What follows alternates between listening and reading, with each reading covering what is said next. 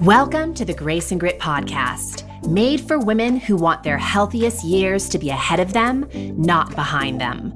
Join your host, Courtney Townley, right now as she breaks down the fairy tale health story you have been chasing all of your life into sensible action steps and lasting change.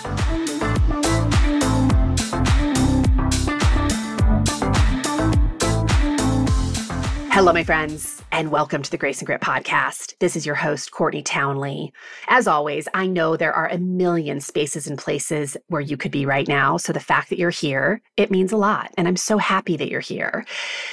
In case you have not been listening to the Grace and Grit podcast for a while, or maybe you're listening to it for the first time, I want to let you know that the Grace and Grit podcast is going on a short break for the summer of 2023 from producing new episodes. Now, that doesn't mean there won't be a weekly episode waiting for you here. What we are doing to support you through the summer is we are doing a summer remix series, which means we are taking some of our most popular themes and some of our most highly listened to episodes from the past and redropping them.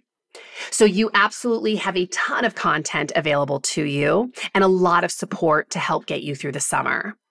That being said, if you are looking to take what you learn here to a much deeper level and really integrate it into your life, if you are looking to be a part of a robust community of women who are dedicated to developing their self-leadership skills, if you are looking for coaching support, I would invite you to consider joining us inside of our Rumble and Rise community. Rumble and Rise is an amazing incubator of support to help women lead themselves more powerfully in the health arena and well beyond. So you can check out all the details of membership by going to graceandgrit.com/ready to rumble. Membership is only open for a few days at the end of every month, but it is an option for you if you are looking to take a deeper dive this summer. Otherwise, come back here each week and check out our summer remix series, which this episode today is absolutely a part of. I hope you enjoy it.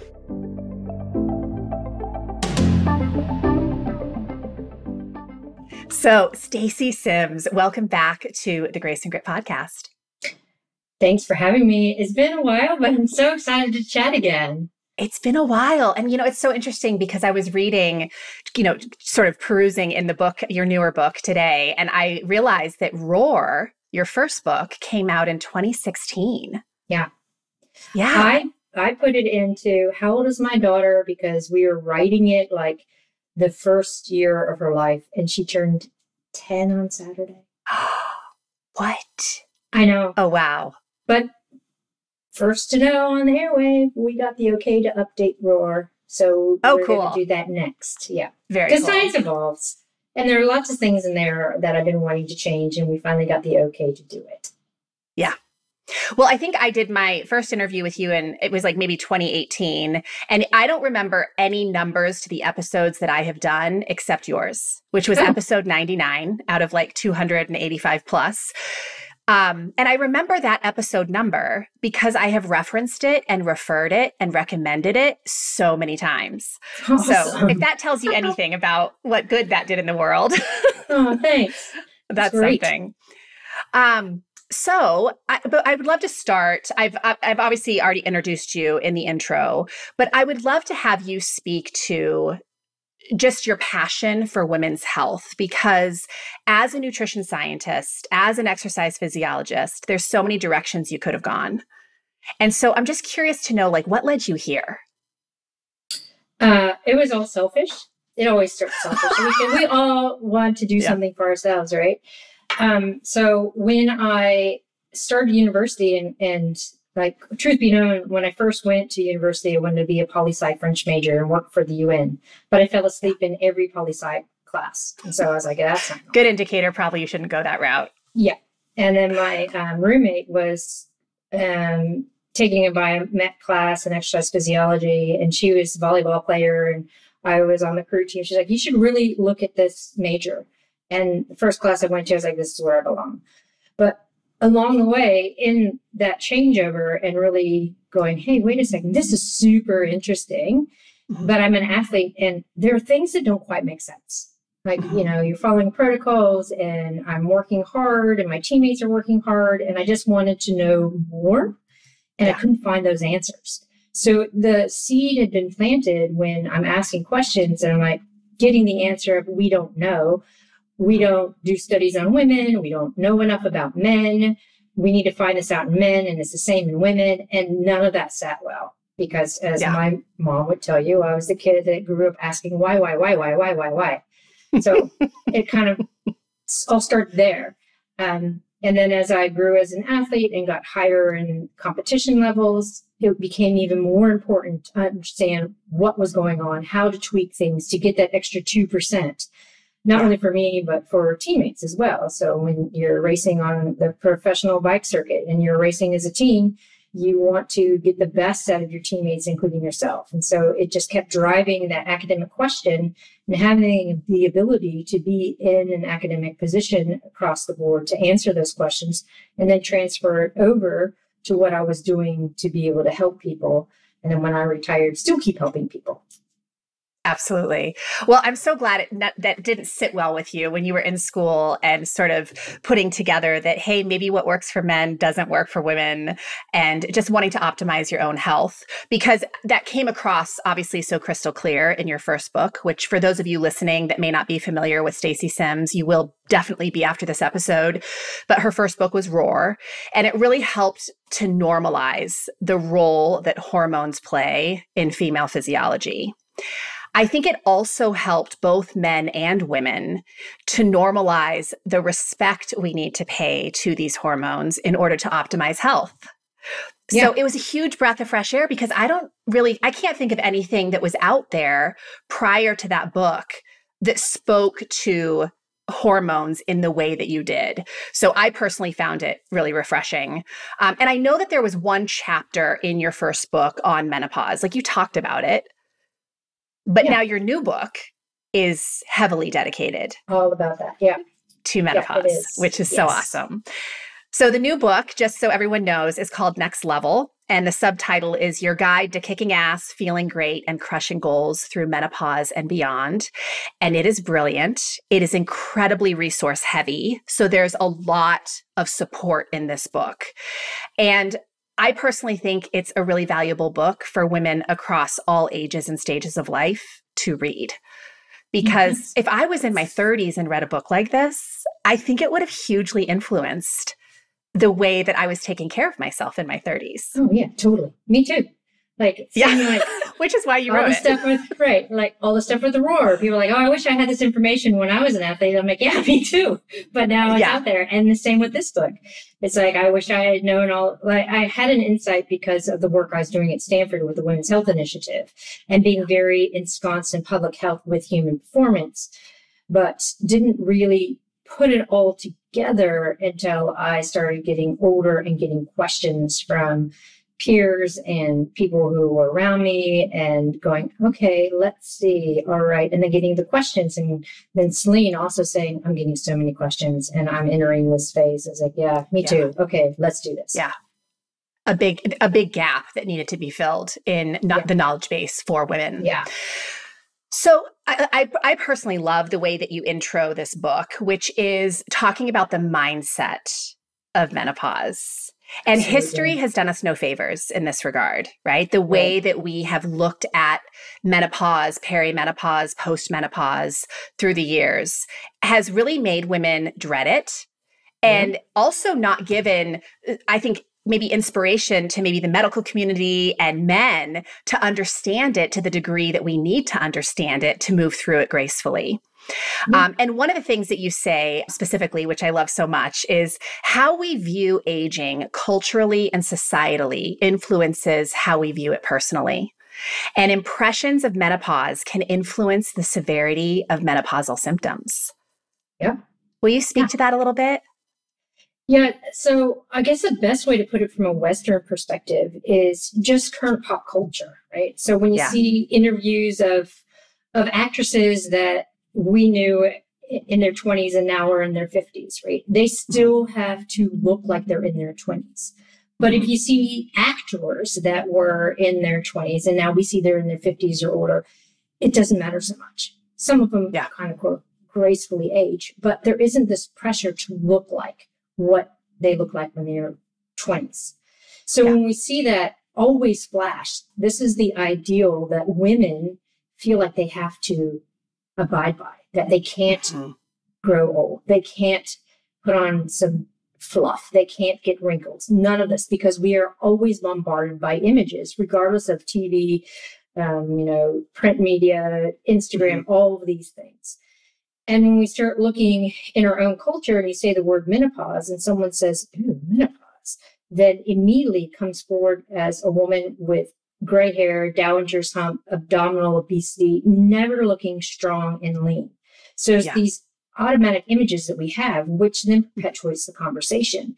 So if we are constantly bombarded by that negativity, then we take it upon ourselves and hold this burden of negativity. And we know that the psychological can supersede the physiological. So if we always have this, I'm getting that age, I should be experiencing these symptoms. And then all of a sudden you start having vasomotor symptoms, hot flashes. They can become worse because you're so worried about them. And psychologically, it just increases the intensity of everything that you're experiencing. When we look at non-Westernized societies who have embraced menopause as part of the natural progression of life and going, sweet, now I'm in menopause. I should embrace it because I don't have to worry about bleeding. I am now a quote, elder with knowledge and experience. People come to me to ask questions. They don't experience it. And I think even in the book, we're like, there is no word for hot flash in Japanese because it's not just part of it. So it is totally a cultural thing. And then we have people in the States who go, well, look what's happening in Japan. They don't have menopause symptoms. They do, but they don't acknowledge it like Western society does because it's just normal. It's just part of it and everyone embraces it. Yeah, that psychological piece is so big because I know you throughout the book talk a lot about cortisol and how our ability to sort of manage it in these years is a little challenged by the absence of things like estrogen and progesterone. And psychological stress has a huge impact on cortisol. So it's like over-exercising or under-eating. It's one more way we're stressing out our system. Yeah. So let's set the stage for a conversation around menopause in that this sounds so naive, but I know, and especially from reading your book, that I've misused the word menopause because menopause, as you explain, is really like one day of your life. You haven't had a period for a year. So will you kind of elaborate on what is sort of the bigger conversation we're having in this book? Because yes, menopause is that one day, but really it's what's happening on either side of that day. Yeah. So you're not alone. I mean, I was on a meeting and there were physicians on the meeting and they're like, what do you mean perimenopause? What do you mean menopause is just one day? It's like, you're a physician, you don't even understand this.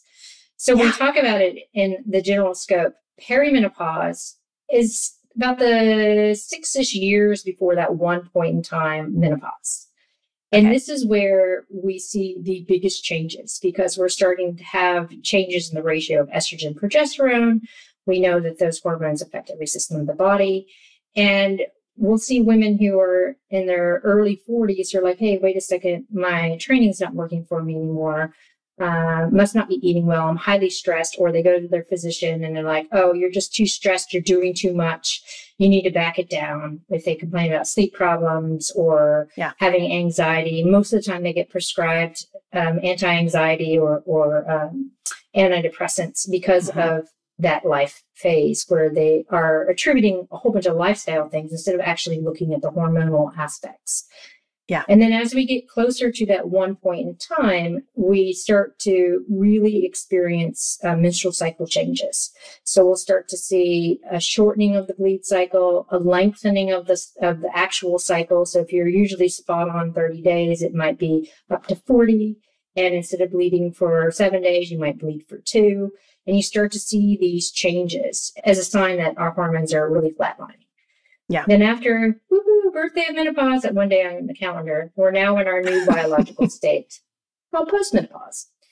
And what people don't understand is all the images of menopause, of the body composition changes and the bone mineral issues, they don't happen after that one point in time. They happen before. So this is what the book is about, explaining what's happening and how we can mitigate it. And if you are postmenopause already, it's not too late to build lean mass, build your bone. It's, again, looking at how we're doing training differently, how we're eating differently to support our body, how those hormones used to support us. Because, again, they've affected every system of the body. So it's a matter of stressing those different systems so that we get responses of how those hormones used to be able to allow us to build lean mass, to build bone, to have insulin sensitivity. Will you speak briefly to the kind of the main hormonal players in these years in terms of estrogen, but specifically the estradiol that seems to create so much havoc in the body as it declines, and then progesterone? I know you mentioned testosterone, cortisol, we've kind of talked about a little bit, but just kind of maybe tell us a little bit about each one and what they're responsible for in terms of our physiology. Yeah, so we have estrogens, but most of the time we talk about estradiol or E2. And so this is the main and most powerful estrogen of female physiology. We have estrone that becomes the primary estrogen of menopause, but it's 10 times weaker than estradiol. And then you have estrol that is E3 that is primarily prevalent in pregnancy. They affect estrogen receptor sites differently. But when we talk about estradiol, and that's the powerful one where we typically say that's estrogen, it is responsible for stimulating myosin production and synthesis. So myosin, we have actin, myosin proteins within the muscle for muscle contraction. It's also responsible for the stem cell production for muscle protein synthesis. It's a very anabolic hormone. It is responsible for fluid balance, blood sugar control, bone mineral density and bone turnover. It's responsible for neurotransmitter control, dopamine, serotonin. Then we get to progesterone. Progesterone and estrogen, they antagonize each other. And progesterone, in like a natural circulation in high hormone phase of premenopausal years, as it comes up, it increases our respiratory rate, it increases our heart rate, decreases our heart rate variability because it stimulates what we call the autonomic nervous system. So our flight or fight responses. So we get an increase in our sympathetic drive. So the body is very up all the time. And its primary job is to shuttle carbohydrate and to shuttle amino acids away from skeletal muscle and away from the liver and other uses that amino acids and glucose have to create a really lush endometrial lining. So when progesterone is elevated, our body is in a more breakdown state where progesterone is like, I need all these building blocks. So I'm going to break everything down. Coupling with the fact that we get in this greater sympathetic drive, but it is that flight or fight. And progesterone's job, again, is to make the body elevated so that it can build this endometrial lining, including our metabolic rate. So our metabolic rate starts to come up too. When we think about testosterone in low levels, it doesn't really fluctuate through perimenopause, menopause. We always have a relatively stable rate, and then it starts to decline with age. It does have anabolic properties, but not as much as estrogen in the female body.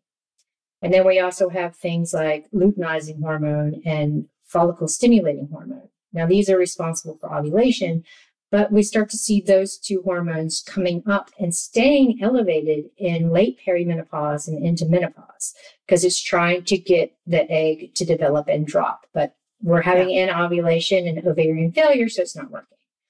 So when we really come down to it, we focus on what estradiol and progesterone do and how they counter each other and how they're responsible for muscle protein synthesis, metabolic rate, metabolic control, how we fuel our body, and how we should be looking at the basic aspects of sex differences from birth, as opposed to just how these hormones affect us. Because when we lose them, we can start really maximizing these sex differences from birth with training and nutrition to really get a good body composition, clear out the brain fog, and keep empowering ourselves to build our performance. Of course, we're not going to be as fast as when we were in our 20s, but we don't have to succumb to aging out, which is so much the predominant idea in fitness and sport. Yeah. Yeah. And I think you highlight that really well in your book. You talk about like half of your life is left to live after you have, on the other side of menopause. And so it definitely is worth the effort of figuring out how we can, work with our body at this age and stage of life rather than just tossing in the towel and being at the mercy of this hormonal disruption. So in terms of hormone replacement therapy, because this is something too that really struck me in the book, is you don't talk about hormone replacement therapy. You talk about menopausal hormone therapy. Yes. Yeah. Yes. So can you explain the difference? Yeah. So again, I'm going to refer back to when I was working with the Women's Health Initiative. And Marcia Stefanik was my mentor. She's a fantastic researcher, really good friend. And she was the PI for the Western side of the Women's Health Initiative. So that was the big American study that made everyone fear HRT, hormone replacement therapy. And when I was there, the study was old, but we were working on a lot of clinical new stuff. And there's two distinct conversations that happen. We have the pharmaceutical side of things, where we have a lot of OBGYNs and people who are doing clinical research who talk about it as hormone replacement therapy, because they're very much in the westernized idea that we need to give women supplements because they're starting to have ovarian failure. It's a clinical problem and we can give drugs to fix it. But the other side are people in public health.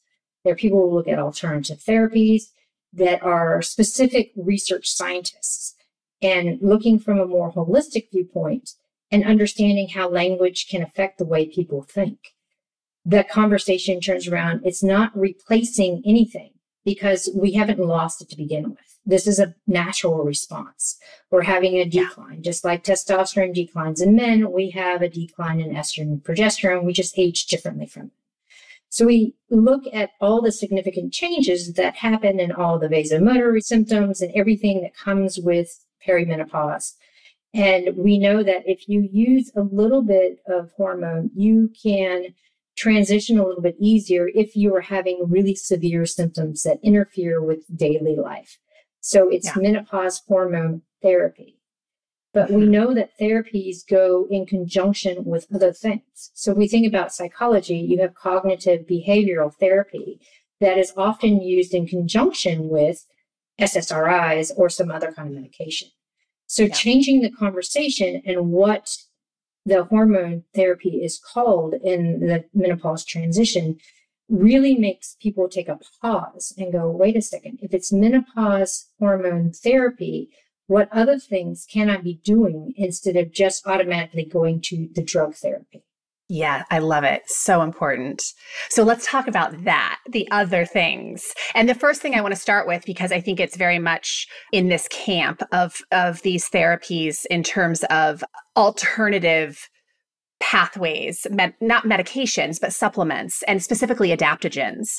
Will you speak to that and what you have sort of found in terms of the benefit of that for this population?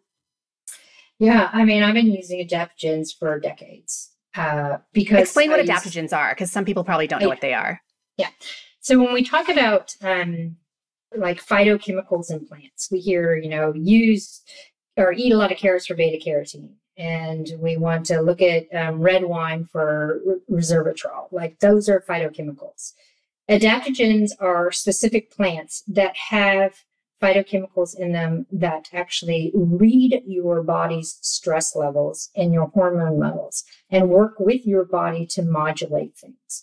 So what I mean by that is, say you are in perimenopause, you have an elevation of baseline cortisol and you can't sleep, you're always in this wired but tired state. And no matter what you do, you just can't get out of it. I don't know anything about that, Stacy. I'm kidding. So what you can do is you can look to use something like ashwagandha. Now, ashwagandha is an Indian ginseng for the most part. And the compounds within it come in and it goes, hey, wait a second, these cortisol receptor sites are way overstimulated. So I'm just going to come over here and I'm going to downgrade their sensitivity. So your body still might be producing as much cortisol initially, but it's not going to respond the same. It's going to start to relax. It takes a few weeks for it to build up, but it's not a buildup like a pharmaceutical. It is, again, working and modulating and reading your body. So adaptogens got their term because it adapts to the body, kind of like seaweed adapts to how much sunlight there might be. So that indicates how much protein it has. So it is all about reading your HPA axis, how much estrogen you have, how many receptors are being activated, and really helping to level the playing field. And not everyone responds the same to each plant. So that's why you have, you have ashwagandha, shishandra, you have medicinal mushrooms. Each one is a player and can help mitigate whatever is the most severe symptom in women. Yeah. And you're like, what is the pathway that a woman would go down to start testing that water, right? Do you recommend that she goes to a naturopath or someone who's well-versed in that conversation? Do you think that it's safe enough for women to just start trial and erroring on their own? What's the recommendation around that? Well, there's a couple of ways to go around. Like, you can work with a naturopath. Most pharmacists are well-versed in it. If you're lucky enough to find a pharmacist who understands complementary alternative stuff. And they should be, because most of them are being educated in that, because it is technically pharmaceutical range. But it doesn't mean that you can't trial and error on your own. So there are some really sedate ones that are really well studied, lots of literature on NIH and CAM about it. So we look at ashwagandha, maca, which is in a lot of smoothies that you get, shishandra, which is a little bit weird for most people because they're like, what is that? And we see things like cordyceps, reishi mushrooms. So you can buy them and use the lowest effective dose, which is often on the label, and know that you want to primarily take them in the morning, because you don't actually know if your body's going to be overstimulated at first or not, especially with things like shishandra, which gives you focus and is more of a stimulant. So you can try it and just do one at a time. Lowest effective dose, see how that goes for 2 weeks. May or may not be something that's really working for you. If it's not, then you can layer in another one that helps with those symptoms. And if it seems like it's in the too hard basket, then definitely reach out to a naturopath.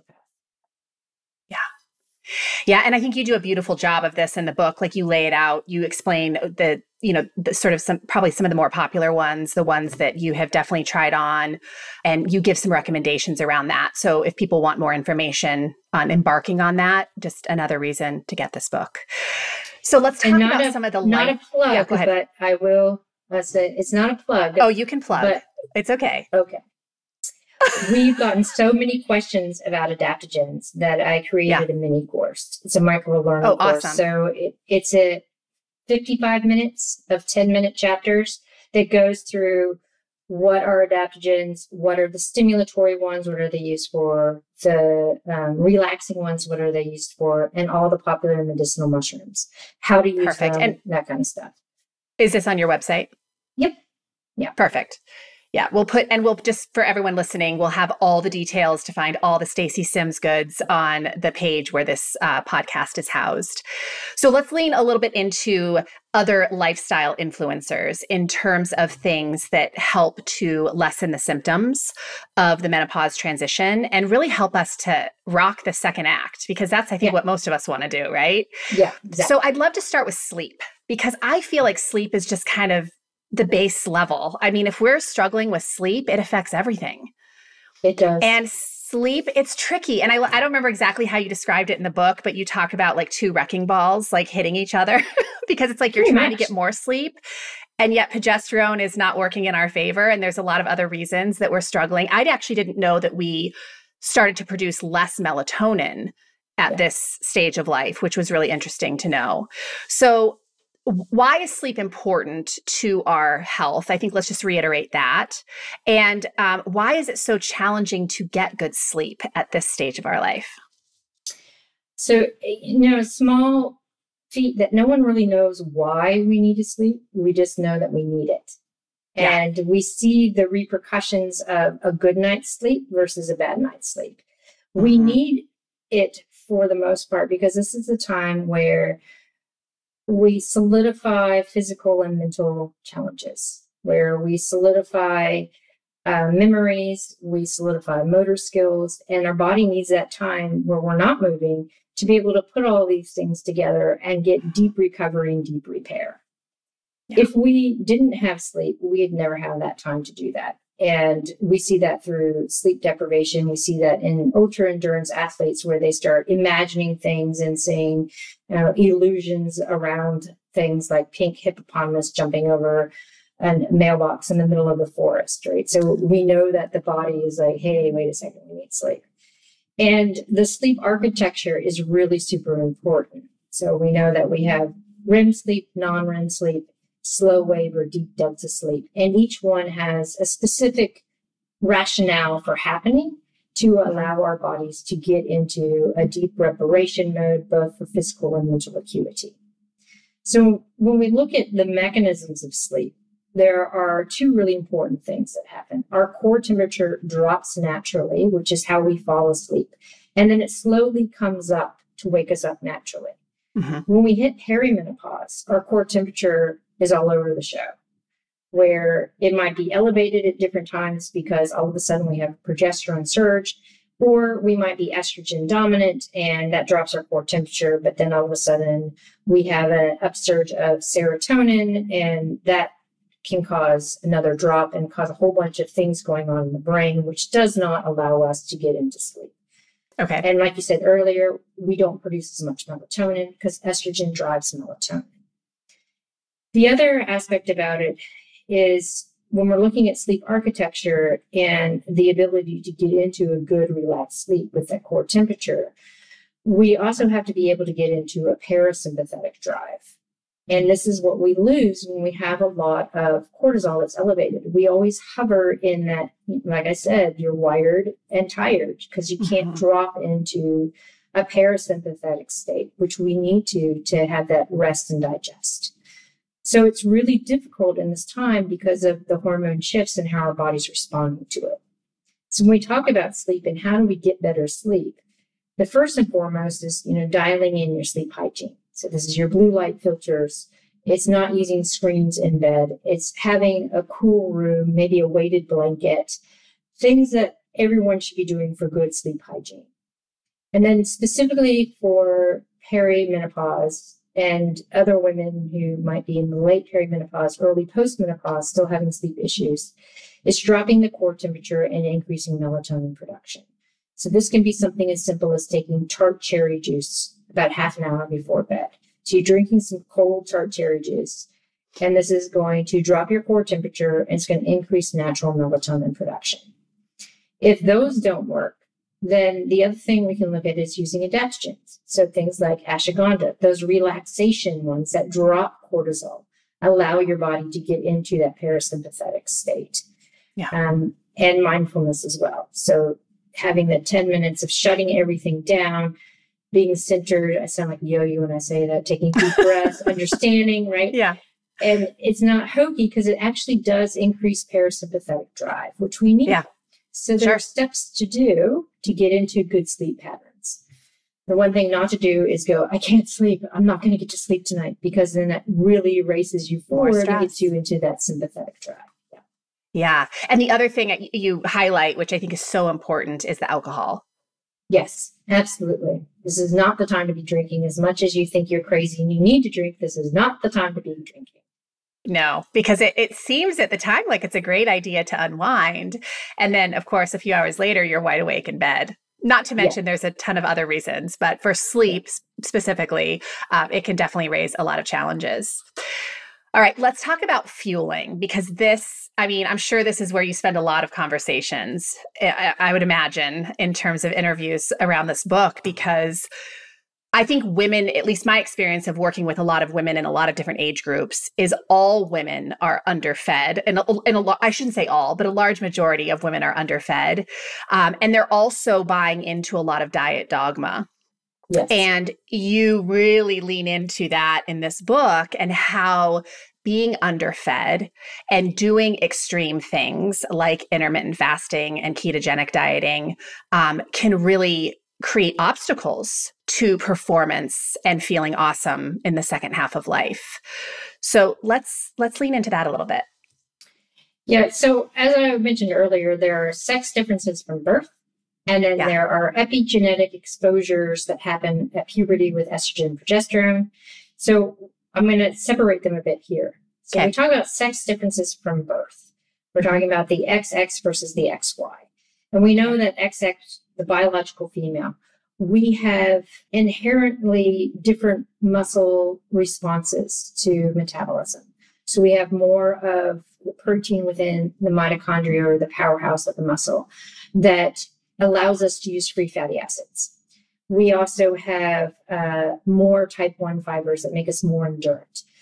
And then when we have estrogen that comes along in puberty, it increases our body's ability to spare carbohydrate, use more free fatty acids, and progesterone also comes into play there.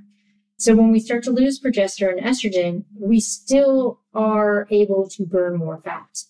But the thing about it is, if we don't fuel, we can't tap into that. Because the other aspect is, we don't necessarily tap into liver and muscle glycogen that we hear so much about, like, oh, you're going to be glycogen depleted. No, we use our blood sugar first. Yes. And then we start to tap into fatty acids. We don't really tap so much into muscle glycogen. Yeah. And this is inherent regardless of age. So when we start losing estrogen and progesterone, we need to be very cognizant that we need to be fed in order to have an elevation in blood sugar, in order to get our metabolism to where it needs to be, to do the things that we love, the intensity sessions or the lifting sessions, those kinds of things. We also know that women who have maybe 90 calories of protein, so about 20-ish grams of protein before they exercise, that actually feeds forward, improves the exercise portion of training, and elevates resting metabolic rate post-exercise, more so than having a dose of carbohydrate. And throughout research, the small amount that has been done on fasted versus fed, ketogenic diet also has come up. Women don't do well. We see changes that happen in men, but we don't see positive outcomes for women. The other aspect about it is in our brain, in the hypothalamus, where we register calorie density and nutrition status. Men have one area in the brain, especially in the hypothalamus, that has what we call kisspeptin neurons. Women have two. We have two because we have a menstrual cycle. And these two areas are very sensitive to calorie and nutrition. When we don't have calories coming in, we don't have the blood sugar that's there to provide fuel for stress, we get the signaling to downregulate those.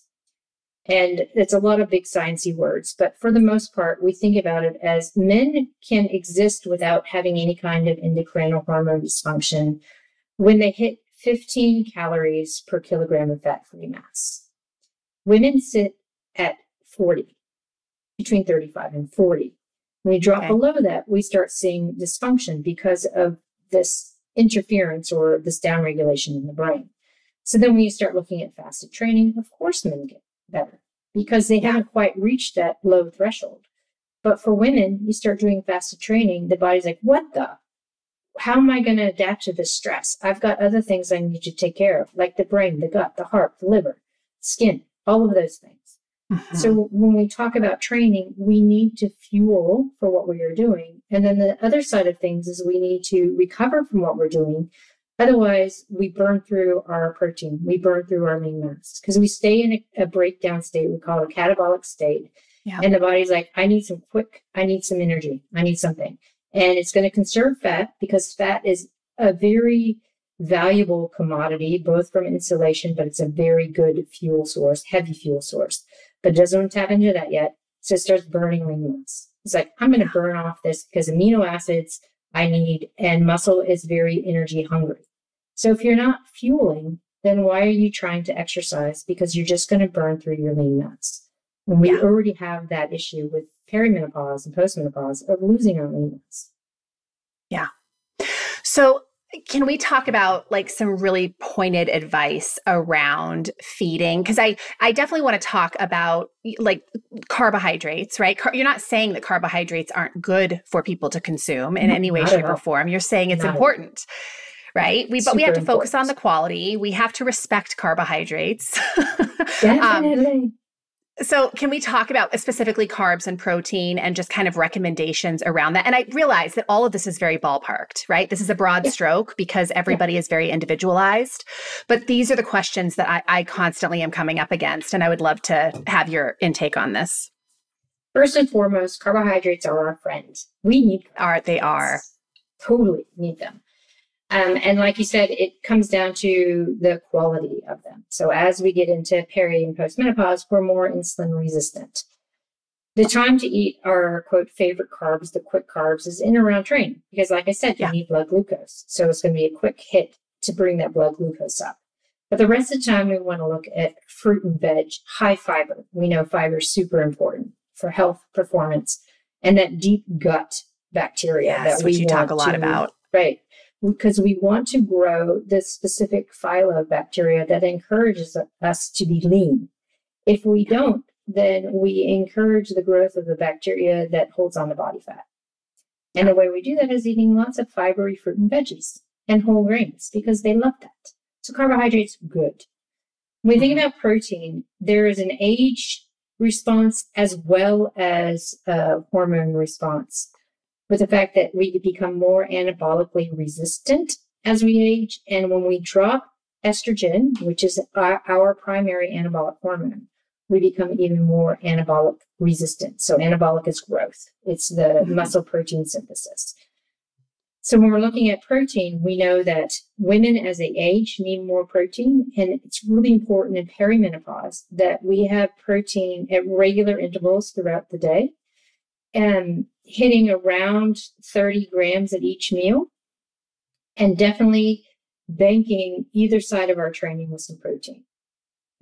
Because we need increased amount of circulating amino acids, not only for muscle protein synthesis, but for gut health, for brain health, for a lot of other things that our body uses amino acids for. And I think the biggest pushback I get from the book is how much protein is recommended. So we're saying around a gram per pound. So around that 2 to 2.3 grams per kilogram. And people are like, what? That's so much protein. It's like, it's not really. When you think about the general recommendation for women in the sedentary world where they're like, 0.6 to 0.8 grams per pound is based on sedentary old men. It doesn't have anything to do with women. So when you start looking at the research that's been done on women, they're like, hey, wait a second, women actually need more. And as they age, they need more. And when we're looking at building lean mass now, we look and say, okay, when we lose estrogen, we actually lose one of the pathways responsible for muscle protein synthesis. Because in general, there are 3 pathways. We have one that's IGF-1 or insulin growth factor that's stimulated by estradiol. We have mechanical stress, which is exercise, and we have amino acids. So when we lose that IGF-1 pathway, we rely on mechanical stress followed up with a good amino acid pool, which is protein. So in order to keep getting those changes that we want with a positive body composition, increasing lean mass, we need protein. Yeah. So I eat meat. I'm a meat eater. It's one of the ways I have been able to keep my protein relatively high.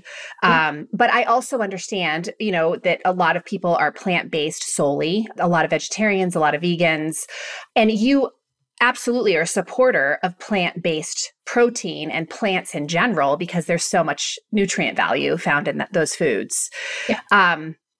Do you find it challenging? And I don't know, do you eat meat? I guess I'm curious to know. Full disclosure, no. I have been vegetarian since I was 14. I think I knew this I think we talked about this in the first episode. Yeah. A field trip to a pig slaughterhouse and living in San Francisco kind of. Yeah, that changed your mind. Okay. Yeah. So let's talk about vegetarian-based protein eating, because I think that more and more people are interested in plant-based protein sources.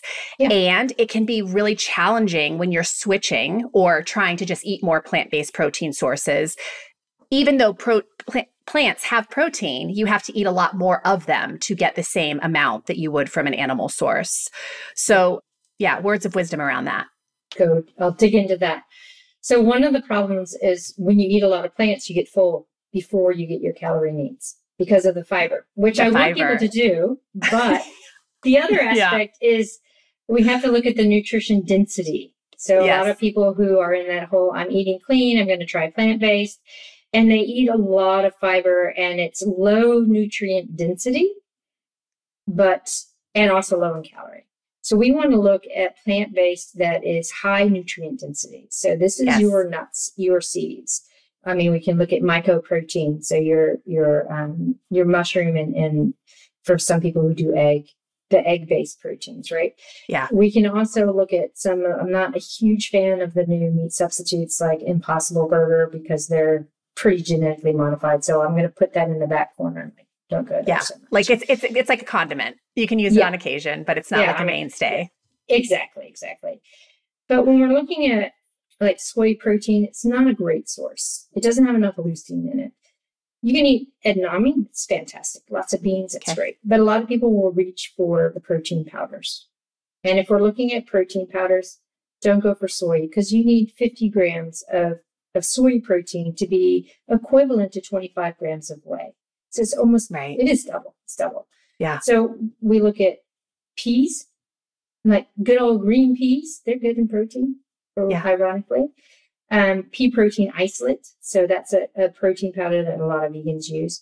It's not that difficult to build it up when you're looking at using sprouted grain bread. You're looking at using nuts and seeds. You're looking at using legumes.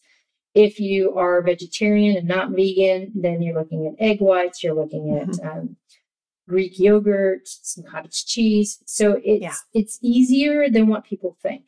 The issue really becomes getting too full and not meeting calorie needs. Right. Yeah.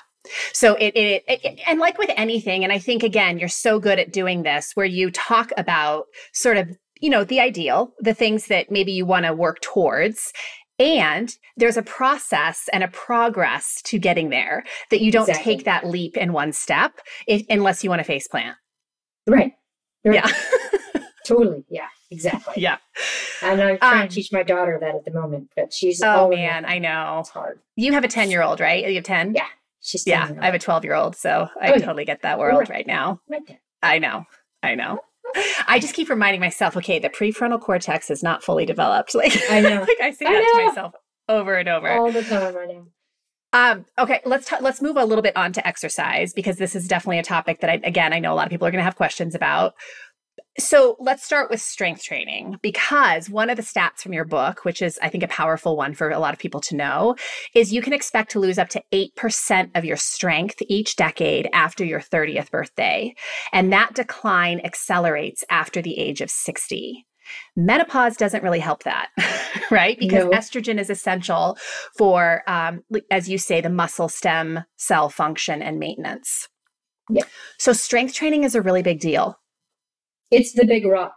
I mean, full disclosure, right? I come from a full-on endurance background. I've been lifting throughout my whole life for the strength component of endurance. But looking at the research that's coming out, for people who are time pressed, the one thing they should be doing is resistance training, not only for body composition, but also for health.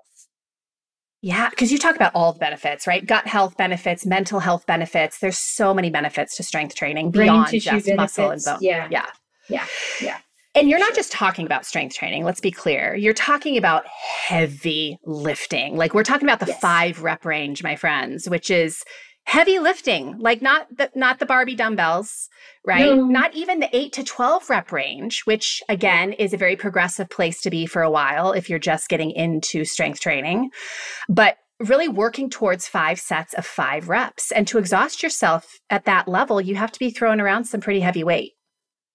Yeah, we say the 3 to 5 rule, 3 to 5 exercises, 3 to 5 sets, 3 to 5 minutes recovery. And that's a session. And we're not looking for any kind of cardiovascular aspect where a lot of women are like, oh, resistance training. I'm going to go to boot camp. I'm going to do this body weight circuit. Yeah. No. Yeah. Because that puts you in that moderate intensity zone, which increases cortisol, and it doesn't do anything. Not only that, from, again, sex differences at birth, women do better with power training. You're not going to get bulky. I know a lot of women are afraid to throw around heavy weights because they're afraid they're going to get bulky. You're not going to look like Annie Torsdottir, who is a CrossFit world champion. She works really significantly hard at building that muscle. Yeah. Right. You have to eat a lot. You cannot be doing a lot of cardio. You have to be very cognizant of how you eat, how much you eat in order to get bulky. And it's a full-time job. It is a full-time job. Yeah. And then when you're hitting this stage in your life and you're losing estrogen, our main anabolic hormone, it's even harder to build lean mass and keep it. Yeah. So when we talk about heavy resistance training, it's more for that neuromuscular connection because we lose power, we lose speed, we even lose the postural balance. And there's research coming and that's been published looking at 70 and 80-year-old women who are now doing power-based training just to be able to have that balance and postural ability to have quality of life. So it's all switching across the age to power-based stuff. Now, for women who are like, I don't want to lift heavy. I don't know how to lift heavy.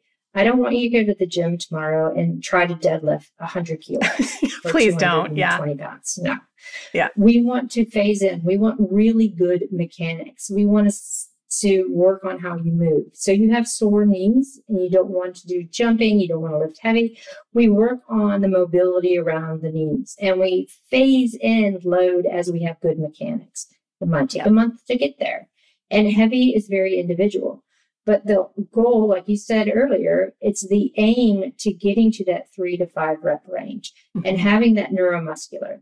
And when you start doing it right and you're sitting down and resting between your sets and you're like, I'm wasting a lot of time. You're not. You're like, I'm regenerating my central nervous system so that I can lift this again.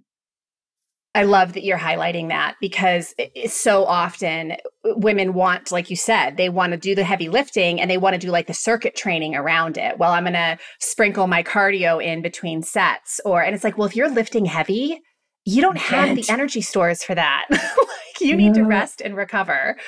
Yeah. So good. So on the note of cardio though, let's talk about that a little bit because you're a big fan of interval training, specifically sprint interval training. So sit instead of hit. Will you explain that? Yes. So like I said, we're trying to find ways to support our body the way the hormones used to. Yeah. And when you look at you doing true high intensity work, so sprint interval training, we are going full gas for a very short amount of time. So you're looking at a 9 to 10 on a rating of perceived exertion scale of 1 to 10. You can hold it for 20, maybe 30 seconds, and you are going balls to the wall and going, oh my gosh, where's my rest? I can't hold this any longer. Yeah. The reason for that is we are trying to get an epigenetic change within the muscle to increase our ability to pull carbohydrate in and rely less on insulin because we are becoming more insulin insensitive and resistant. Yes. And we also want to be able to maintain power. And we also want to be able to polarize our training so that we stay out of that moderate intensity zone and reduce cortisol. We hear a lot of chatter about how women shouldn't do HIIT in this stage of life. We shouldn't do sit because it increases cortisol. But the follow through that is not discussed when you look at the science. The follow through is when you do that, you get a boost of growth hormone, you get a boost of anti-inflammatory responses, and a boost of antioxidant responses, which then feed forward to improve adaptation, reduce baseline cortisol, and improve our metabolic control, as well as giving us signals to not put on the serial body fat. Yeah. Super important to do that top end work and stay out of that 45-minute Orange Theory F45 stuff that doesn't work. Yeah.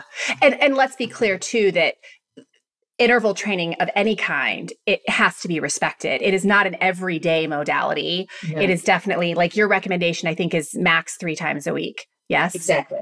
Yes. Yeah. Exactly. And we're talking what, like time wise, like 20 minutes tops?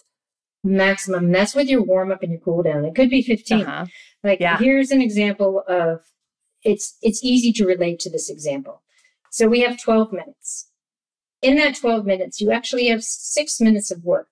In that 6 minutes, you do a buy-in of 10 heavy, moderate to heavy deadlifts. And in the remaining time, you're jumping on a bike or a treadmill or a rowing erg, and you're going as hard as you can, trying to accumulate as many meters or calories as you can in the remaining time, to the point where that minute off, you're like, oh my gosh, minute off. And you do that 6 times. Yeah. And you can use it as a test to see how you're progressing. But the whole goal is try to get as many calories or meters in that last bit of time after those deadlifts. And that's your challenge, to try to beat each one. So that is full gas. That's going as hard as you can, looking forward to that minute off. And that's it. Yeah. 6 reps. And again, in the book, you have so many resources for helping people to kind of understand different ways of starting to introduce themselves to sit training. So again, get the book, because there's so many of these examples laid out for you. Okay, I want to ask you before we go some real quick community questions. These are just questions. A lot of people knew I was interviewing you because I was so excited. They were so excited. So people sent me some questions that some of this we may have covered in some way, but I'm just going to shoot them at you and let's see what comes out of this. So the first question is just suggestions for balancing the training at midlife. And what this means, the woman who asked it, she's definitely an athlete. She does a lot of mobility training, a lot of locomotion, a lot of strength training. So she's talking about balancing intervals and recovery and strength and flexibility. And how do we manage it all? I know, it's a good question, because I get that question a lot too. It's like, how do I organize? Yeah. Yeah. So I look at it as an undulating periodization model. So you have blocks and then deload and another block and a deload. So we go, okay, we look at 2 weeks. And what are we going to accomplish in the 2 weeks? What is your goal in those 2 weeks? Yeah. If your goal is strength, then we get at least 3 heavy lifting sessions in a week. Maybe 4 if you're doing longer than a 7-day. You're actually doing a 14-day periodization. Yeah. And then when we get to a week off, it's not off per se. That's where you do all of your mobility, you do your technique work, you're doing really low intensity work to absorb the hard training from the previous 2 weeks. And then you can do another block. If you're not so much into undulating periodization, you're like, I have all these things I need to do in a week. You have to really pick, what are your 2 big things? What are your foci? And if your focus is strength, then that becomes your predominant, what you do. And you can pepper that by doing your heavy work first in the gym, your 20 minutes, maximum 30 minutes of your heavy lifting. And then if you want to do some sit right afterwards, taking the fatigue from the lifting into the mode that you might be racing or your favorite mode, then you can do some short, sharp intervals at the end. But ideally, you separate them. And you go, okay, Monday, Wednesday, Friday, Saturday, those are my lifting days because that's my focus. Tuesday, Thursday, I might throw in some short, sharp intervals and mobility. And that's what you do. You have to focus and say, what is it? What is my main goal here? And it might be that you block off 3 months and you have a focus for 3 months. Yeah. And it's kind of like anything in life, right? Like we have to make decisions. We have to choose where we're spending our time and energy because we can't possibly do it all the time. And periodization definitely is so valuable in that regard. I want to highlight something you said because I think it's so important that when we're talking about heavy lifting, did you hear what she said, ladies? 20 to 30 minutes tops.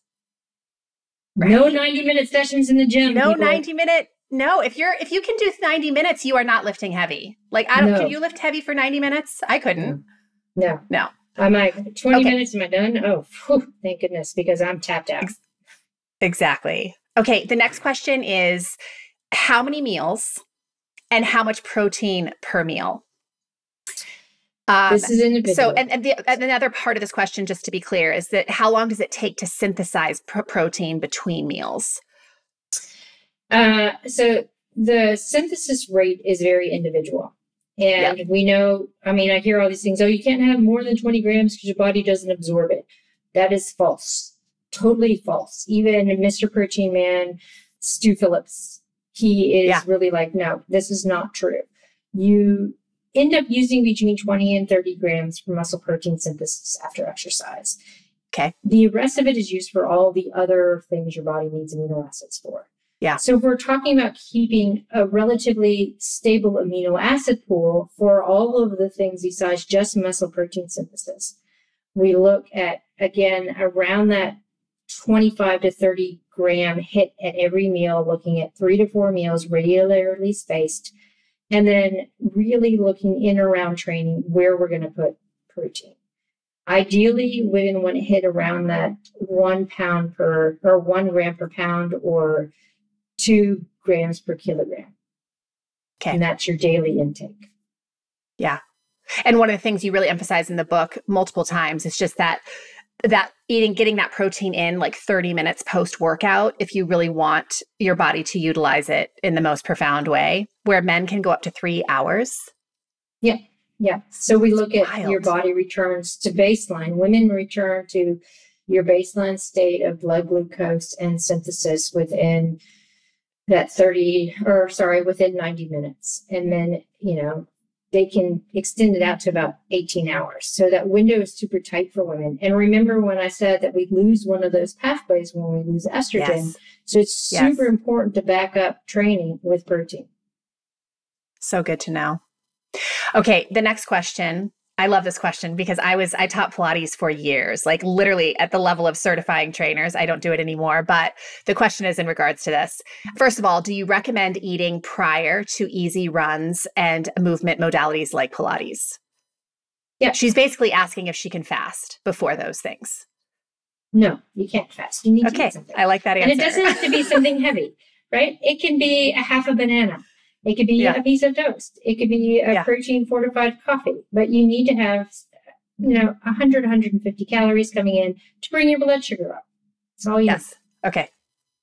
The second part of the question is, what is your opinion of Pilates as a form of strength training? It is good for, people hate this term, but I'm going to use it anyway, functional training, balance, getting core stability. But it does not fall into that neuromuscular connection that we want for getting aging, right? For lean mass, it doesn't fit into that heavy lifting. It can be a compliment for sure. Absolutely. Definitely a compliment. And then this I'm genuinely curious about as well. I have a woman in my community who the other night on a group coaching call was just talking about how aware she is at certain times of the month of a lot of joint pain and just physical pain in her body. And I know you speak to this in the book, but will you just maybe speak to it a little bit here? Because I'm sure she's not the only person who's experiencing this. No. And this is also the time where women get a lot more soft tissue injuries and have maybe a lot of tendinitis, like inflammation of the tendons and ligaments, joint pain. And it is because we have a higher baseline level of inflammation.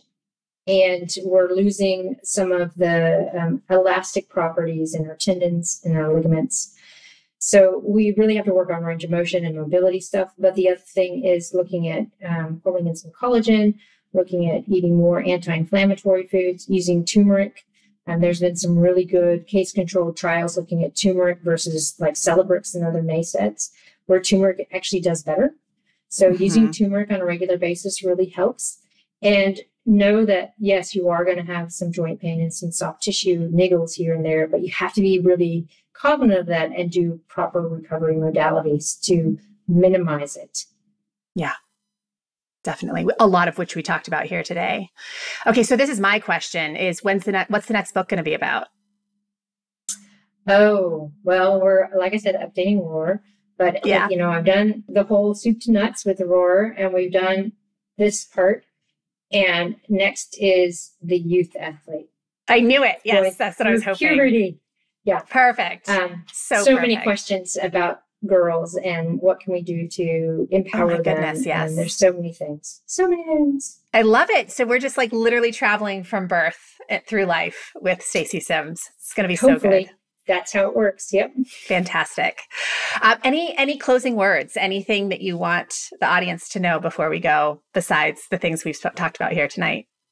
Yeah.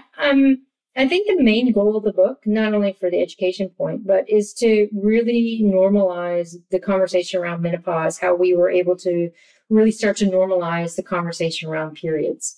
Yeah. Because I get so tired of women like hiding from the word. It isn't something to be afraid of. It's just we've been in this whole patriarchal society that tells women you shouldn't age.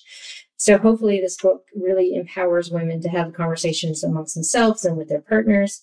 I've seen a lot of women give the book to their male partners, their husbands, boyfriends, or whatever, to say, here, understand what's going on. And they love it.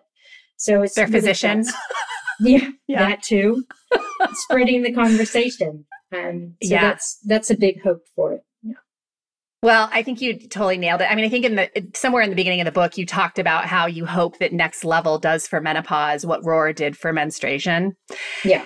And I think you totally nailed it. It's such an important book. There's just so much valuable stuff in this book. Yeah, I'm just so glad you wrote it, because as someone in the women's health field, to have all of this put together in a book to give women what I hear in the book really is an invitation, right? An invitation into the second half of life versus like you're just done and we're just gonna, you're just gonna fade out. No, you're gonna step up. We're not right now, man. Not fading out. No, exactly. Not at all. So the book, again, Next Level, we'll put it on the page where this podcast is found. We'll put all the links to Stacy's website and all of her social media outlets. And yeah, I'm just so grateful for you in every regard, for doing the work you're doing in the world, for making time tonight for this interview. I massively appreciate it. Oh, thanks for having me. It's been great to catch up and to talk about all this stuff too. Always good stuff.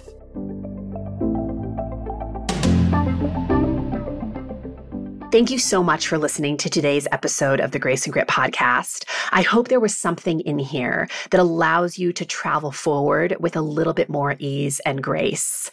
And again, if you're looking for a higher level of support, I would really encourage you to check out our Rumble and Rise membership community. Once again, you can check out that community and all that it entails by heading on over to graceandgrit.com/ready to rumble. Have a wonderful week, and I hope I'll see you again next time. Take care.